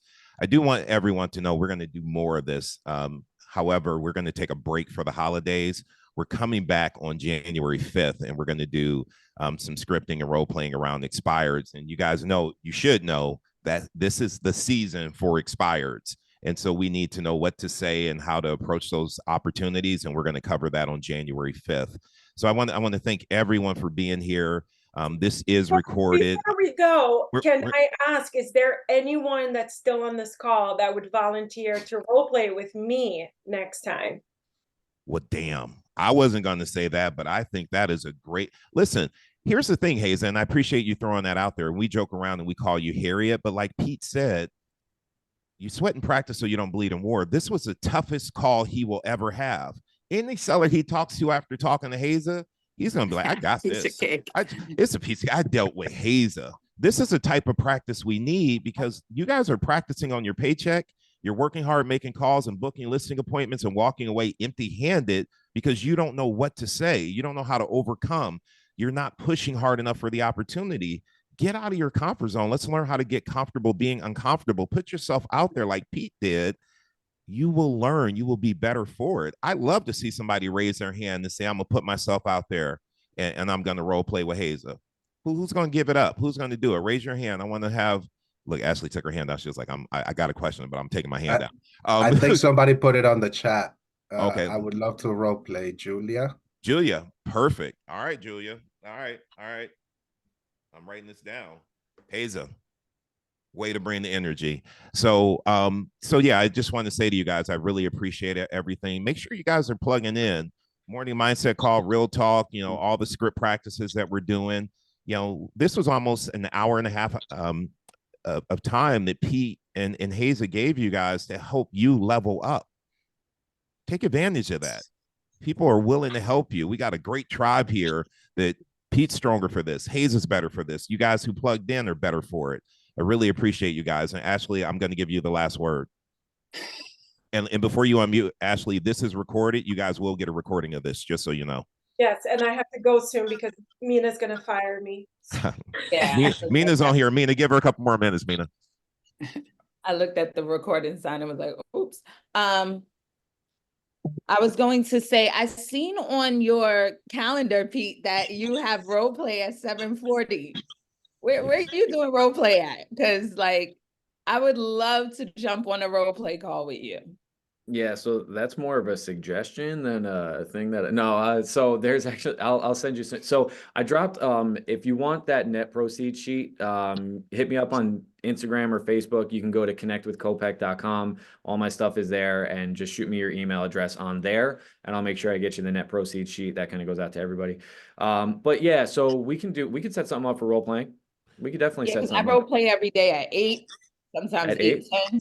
Okay. But I love that. I'll wake up at 7:40 and do a little because I need P, let's connect on that, Is- man, because I think we need to get some more role play going on. And if you want to Your send me role the play partner matters. it I just matters wanna big say, time. If you don't have a partner like Pete, like myself, I don't have time to role play, guys. So I don't ask. But, Hey, and just for anybody who maybe wants and doesn't, just literally what I did yesterday and what I do a lot is I'll just sit here and I'll just read it out loud.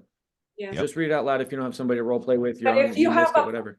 If you have a role play partner that is not going to push you, that's going to give you the appointment on the first, second time, I'm sorry, I don't mean to offend anybody. That's not a good role play partner. Your Agreed. role play partner should be your toughest call of the day. So I agree. Yeah. And Yeah, Pete, good if you send question. me the seller net, I'll send that out too with the recording. So everyone's like, there's going to be some people who watch the recording later that are going to want it. And so if you send it to me, I'd be happy to send that out with the recording and the email if you choose to. Okay, cool. Guys, it's 10:20. Happy Friday. Have a great weekend. I'm about to go get my hike on. I appreciate you guys. Pete, man, I just got to say again, you are a testament of how people can show up when they're willing to put the work in and when you know your value. You fought for your value, man.